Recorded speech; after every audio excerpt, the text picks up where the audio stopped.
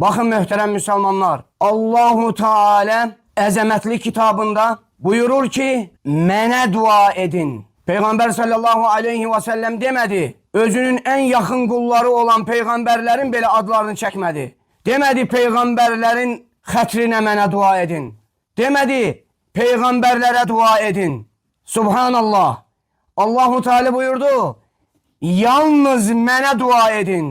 Bakın kardeşler, bizi yalnız ve yalnız Allahu Teala'ya, ona hiçbir şeyi şerik koşmadan, ona hiçbir şeyi vasıta tutmadan ibadeti ona yönetmeyimizi, duamızı ona yönetmeyimizi, ki hakikaten dua ibadettir, yalnız ve yalnız Allah'tan istemeyimizi öyledir. Allahu Teala buyurur, "Ves'elullaha min fadli." Allahu Teala'dan onun lütfünü, fezlini isteyin. Allahu Ekber. Demek kim Allahu Teala'ya dua etmeye müveffek olarsa hakikaten o kul mübarek kuldur. Ve Allahu Teala o kulun hayrini istemiş ki Allahu Teala o kula müveffek etmiş ki yalnız ve yalnız özüne dua etsin. Ve hemşinin kardeşler Allahu Teala özüne dua edilmediği zaman gazəblənir.